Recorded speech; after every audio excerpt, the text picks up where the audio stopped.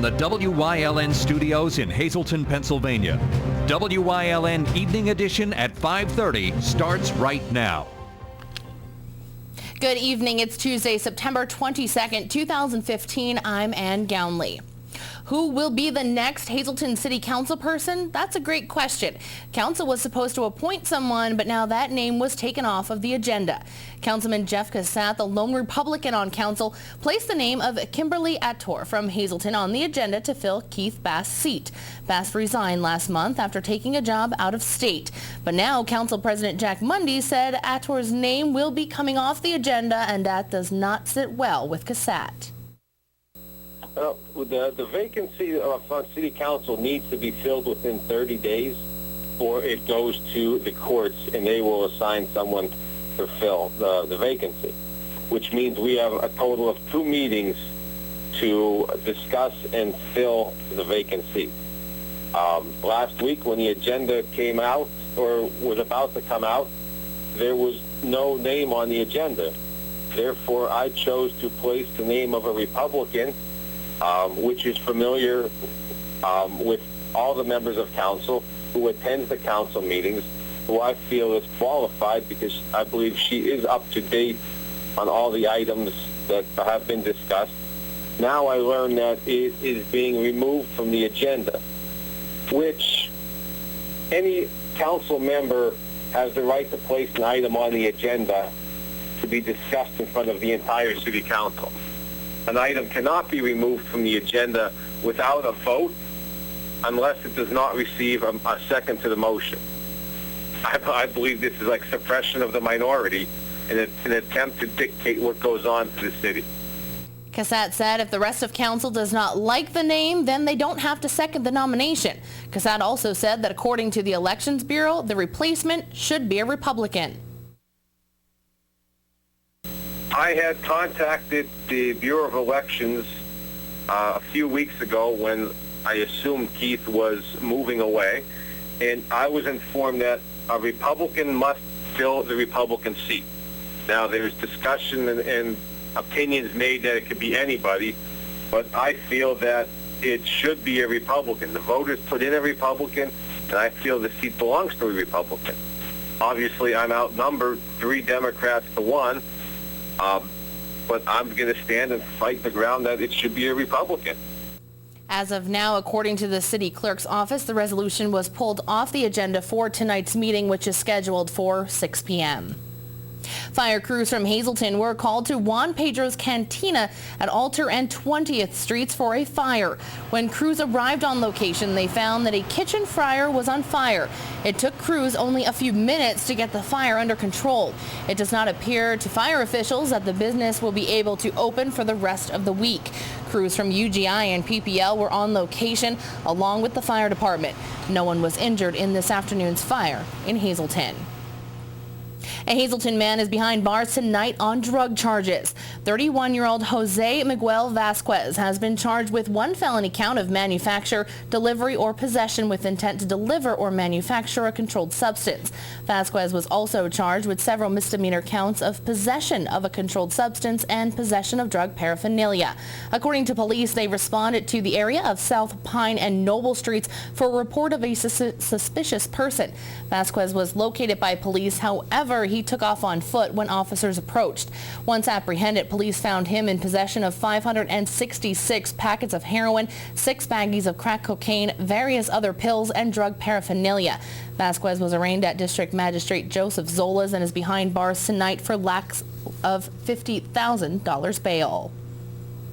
Still no cause for a Wilkes-Barre fire. It happened at 338 Blackman Street.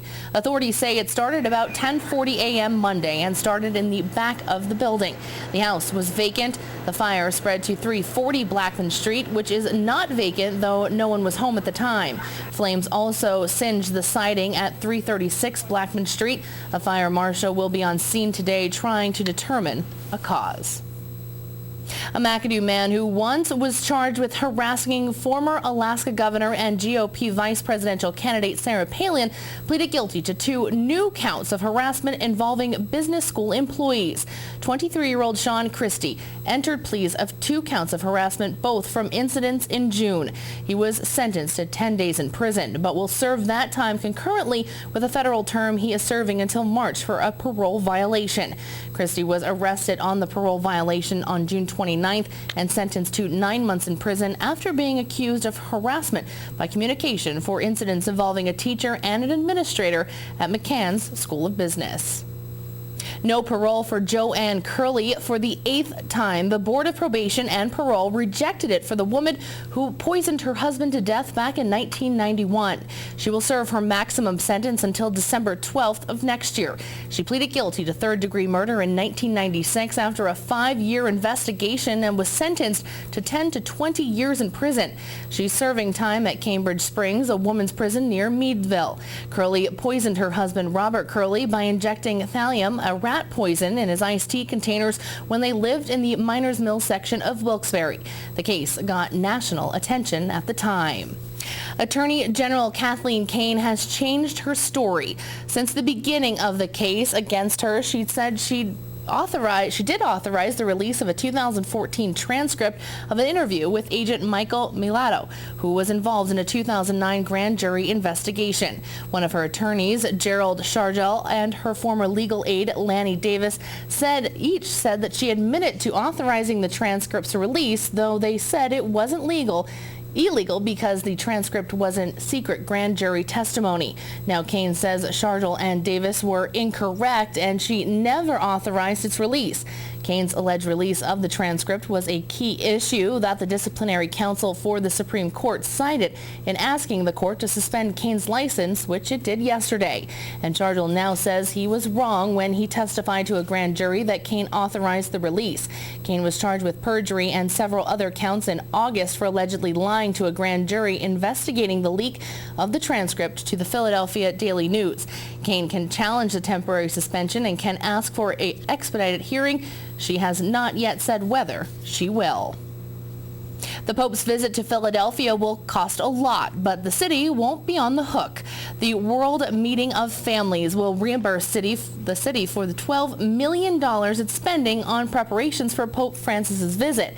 City expenses will include almost $5 million for police and $4 million for the fire department, including emergency medical services. The Office of Emergency Management and Streets Department are each billing more than $800,000. But Mayor Mike Nutter made the contract with World Meeting of Families public on Monday. The group has already paid $230,000 in fees to use the Ben Franklin Parkway, which will be closed for a papal mass. The contract shows the group must also pay a $2.5 million security deposit. Rush Township Police are investigating a copper theft at a PPL substation on Old Hotto Road. It happened sometime between September 14th and 15th, though it was just reported. Police say the thieves stole several sizes of copper wire, a pole anchor kit, a battery-operated press, and a head infuser. The stolen items are valued at more than $5,000. Anyone with information concerning this incident is asked to contact Rush Township Police at 570-668-6100 or 570-668-4242. The American Association of Cardiovascular and Pulmonary Rehabilitation has recertified a program at Lehigh Valley Hospital, Hazleton. The hospital's cardiac rehabilitation program helps patients with heart-related problems recover quicker. It went through an extensive application process to receive the certification. The hospital is now recognized as one of the leaders in cardiovascular and pulmonary rehabilitation. The certification is valid for the next 3 years. Time now for a first look at our forecast. Today marks the last day of summer and fall is certainly in the air. Chief Meteorologist Joe Garbachik's in the Weather Center with the details. Joe, what kind of temperatures can we expect for the rest of the week? Well, overall, we are going to begin fall, and it's not going to be too bad throughout the daytime hours, but some of the nighttime hours are going to be a little bit cool across our area, but we continue to be dry across our region right now. We'll stay dry as we head through this evening and through the overnight hours. Notice temperatures, high temperatures, generally 60s and 70s, but some of those overnight lows, 50s, even some 40s out there. Those overnight lows, just like you've seen on the screen, that's going to be the case over the next several nights. But right now, hey, it's not doing too bad out there. 63 degrees in New Angola, 73 degrees in Berwick, and 77 out there in Danville. I'll have the complete 7-day forecast and what we can expect officially for the first day of fall coming up in just a few. Thanks, Joe. Coming up next, state and local officials were updated on the mine fire in Jeansville that continues to burn. Plus, how a church community is coming together after a robbery. That and much more is coming up here on WYLN. Stay tuned. You're watching WYLN News with Ann Gownley, Gary Perna, Julie Stefanovich, Paula Degnan, Chief Videographer Mike Lula, weather with meteorologist Joe Garbacik, sports with Eric DeBerardinis and Gabriella Justin.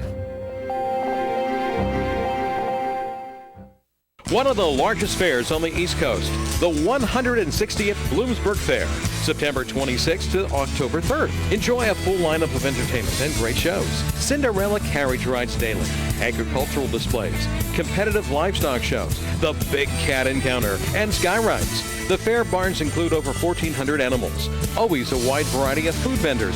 Visit us online at bloomsburgfair.com or call 570-784-4949. Are you tired of your old car? Independence Toyota Scion in the Airport Beltway in Hazleton has an incredible spring savings deal for you. It's Chris Stash's Cash for Clunkers time. $3,000 minimum pre-owned trade-in allowance. Chris doesn't care if you push that old clunker in, pull that tired old clunker in, get it there any way you can and trade it for a car you'll love to drive. Over 80 pre-owned vehicles are available, all inspected, detailed, and ready to go. Independence Toyota Scion in Hazleton for exceptional service, the best selection of vehicles, and a minimum trade-in allowance of $3,000 for your clunker. Stop in and see Chris and his friendly team today. Penn State is right here in the Hazleton area. We're top ranked by corporate recruiters. We have 4-year degrees, so you can finish here or at another Penn State campus. There's new scholarship money available. And there's no application fee when you visit here. Penn State Hazleton. Download your application fee waiver at psu.edu/visit Hazleton. The mine fire in Jeansville continues to burn, and residents want answers as to how to resolve the problem. Officials met today to receive updates on extinguishing the fire. Our Julie Stefanovich has the story. Congressman Lou Barletta, State Senator John Udicek, State Reps Tara Toohill, and Doyle Heffley met this morning with officials from DEP and the Hazleton Shaft Corporation in Jeansville. They conducted a meeting to address issues with the underground mine fire. Residents in Carbon County have been voicing their concerns on the smell and smoke that was first noticed coming from the fire back in 2012. Members at today's meeting were updated on plans to extinguish the fire. They're close to putting a contract out, which should happen shortly. They have a plan on how they're going to contain this fire, put it out. Fire's been burning for over 40 years, so it's not going to get put out overnight. But there is a plan, and they're ready to put a contract out as to how they're going to contain it. And that's the main thing, is to contain the fire where it is, isolate it, and minimize the smell for the neighbors as they extinguish the fire. There are over 38 mine fires burning throughout the state. The one in Jeansville is unique because of the active coal mining operation in the heart of it. Makes it a more complicated situation that we have an active mine land going where the contractor, because of the investment that he has made into the site, is really in a catch-22 in trying to put this out. Hazleton Shaft has been cooperating with DEP and federal authorities in addressing the problem. One of the things that we heard today is that it is not a continuous fire. It's not just one circle, that there were spots. So that makes it more difficult. That was determined through the drilling. The drilling was delayed a degree, one, by the rock, by the topography, and also by a bat habitat. So we're dealing with those issues as we go forward, but clearly DEP and Hazleton Shaft are on the same page. They're working together. We're going to address this. We have the federal government, state government, local government. Banks Township has been phenomenal in coordinating all of this. They've been terrific. So we are working diligently to make sure that we have a plan. Before we go to the public, again, we want to make sure that we have a detailed plan, how we're going to control this fire and how we're going to extinguish the fire. It is still unknown at this time as to how large the fire actually is and how fast it is spreading. Once a detailed plan is put into place, a public meeting is anticipated for sometime in October. WYLN will bring you more information as it becomes available. In Janesville for WYLN News, I'm Julie Stefanovich. Thank you, Julie. Coming up next, Chief Meteorologist Joe Garbaczyk is back with a full look at our forecast, plus how Holy Annunciation Parish at St. Gabriel's is coping after several pieces of equipment was stolen. More news is headed your way here on WYLN. Stay tuned. It always feels good to pull my own part. Saves a lot of money, too. I've never actually pulled it before, but I think it's time. It's environmentally conscious, and it can be a lot of fun. If you're a do-it-yourselfer who's up for an adventure, then come out to Harry's You Pull It. Pull your own quality recycled auto parts for up to 90% off the cost of buying new. Savings like that'll keep more money in the bank, which could lead to even greater fun. Harry's You Pull It. WeGotUsed.com.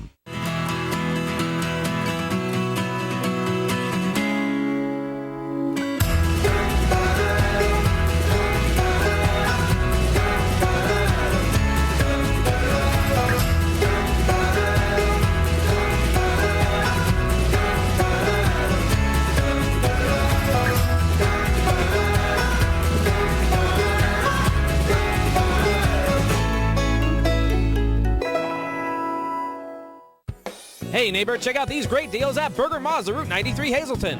2016 Mazda 6i Sport, lease it for only $189 a month. 2016 Mazda CX-5 Sport, lease it for only $249 a month. 2016 Mazda CX-3 Sport all-wheel drive, lease it for $249 a month. Test drive a Mazda today at Burger Mazda, Route 93 Hazleton.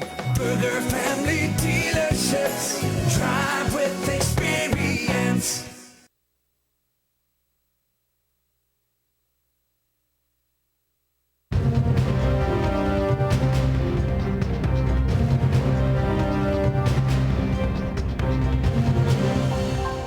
Well, officially today marks the last day of summer. Fall gets underway tomorrow morning at exactly 4:21 in the morning, and we're going to start it out on a relatively cool note with some areas of fog. But right now, hey, it's not too bad. We have, for the most part, mostly clear skies overhead, a little bit of a breeze, and overall temperatures haven't been too bad for today. Onto the map for today, you could see for yourself.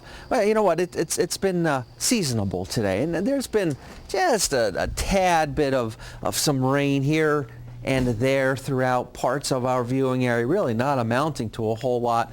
That was a little bit earlier, but then after that, you know what, the sun came out. Overall, wasn't too bad of a day across northeastern and central Pennsylvania. We got nothing to show you live. 35 Skycast Doppler. Things remain dry from Berwick through Bloomsburg, out through Lewisburg, Danville.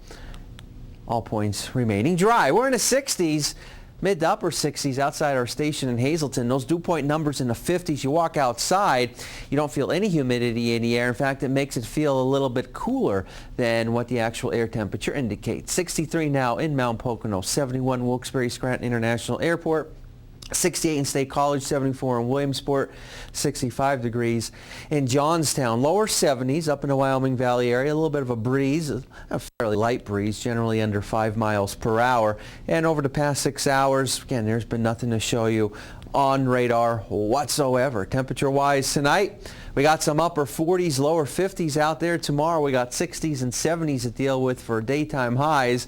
Another cool one as we head into tomorrow night and early Thursday morning, waking up with temperatures generally in the upper 40s and a lower 50s. So overall, a nice day tomorrow with all things considered as we approach the middle of our work week. Generally high pressure in control, so we'll see a lot of sunshine, just a few clouds here and there.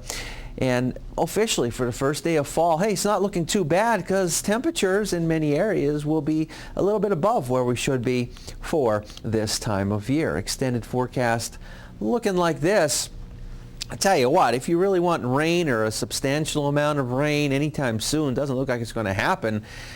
Some areas of fog once again tomorrow morning. We should be up into the 70s for the most part over the next several days. And if not in the 70s, generally in the upper 60s. But there you can see some of those overnight lows. Kind of cool, dropping down many of those nights into the 40s. Well, we want to thank of course, the Pennsylvania Lottery for giving us the lottery, and for all you folks that play, giving you a chance to win the daytime lottery numbers. The pick 2, 29. The pick 3, 942. And the pick 4 number, 6552. The pick 5 numbers, 97406. And the treasure hunt numbers, 8, 10, 11, 23, and 25. Hopefully they are your lucky numbers. We'll be back with more after the break. If you haven't found the perfect fishing getaway, you haven't been to Captain's Cove. Located on Henderson Harbor in upstate New York, Captain's Cove offers a variety of accommodations to please just about anyone. The motel, also located on the harbor, offers a magnificent view. Enjoy free morning coffee, air-conditioned rooms, cable TV, and HBO. The cottage can accommodate up to 8 people with 3 bedrooms, a complete kitchen, washer-dryer, 2 full baths, air conditioning, an outside grill, and picnic table. Call us today for rates and information at 1-800-824-FISH. Join us this week on Women Today. We'll be decoding dyslexia with women from a PA association that does just that. We've got a great pineapple banana, Simply Homebrew Wine of the Week. Kathy's going to make a wonderful brie dish with it. We'll find out who won the great giveaway from last week from the Dragonfly. Another great giveaway this week. And we've got an amazing young woman on the move. It's all coming up on Women Today this week. Join us.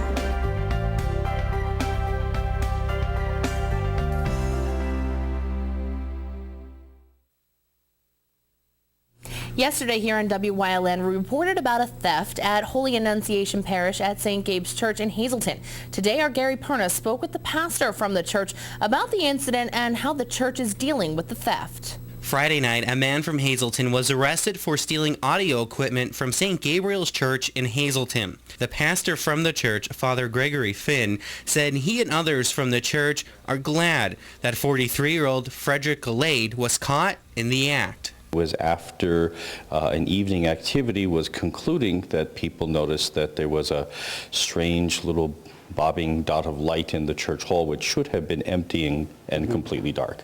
That's when they began to realize that someone was down there. Well, at the end of the night, when everything was being cleaned up, the last couple of people were leaving the rectory. They walked out here to the pathway between the rectory and the church. That's when they noticed a light on inside, and that's when they found Galade stealing the speakers inside the church.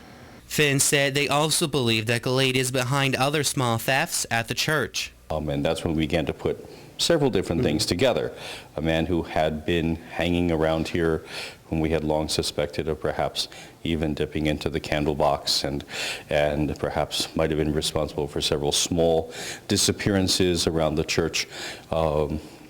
He was the one who seems to be responsible. Finn said the church is open just about all day long for anyone to come in and pray. And when asked if they would change that in light of what has happened, he said no.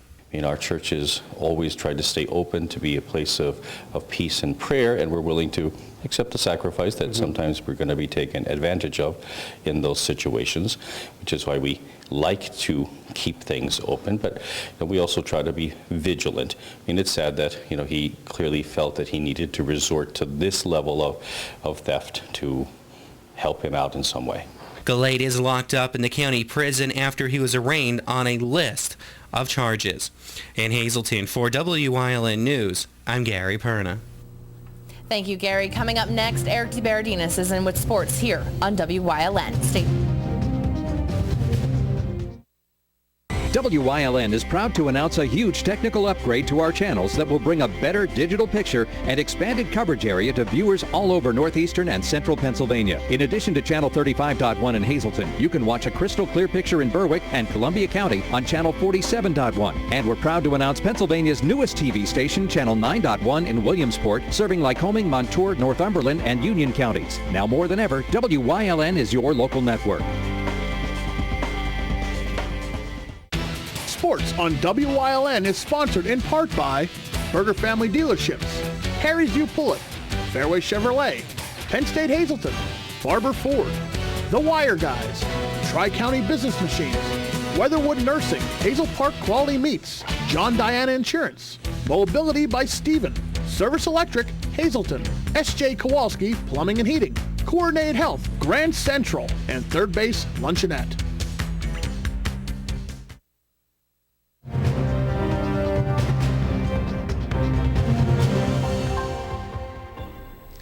The landscape of local high school football has gotten clearer through 3 weeks, but at the top, it remains murky, with 9 area teams still undefeated.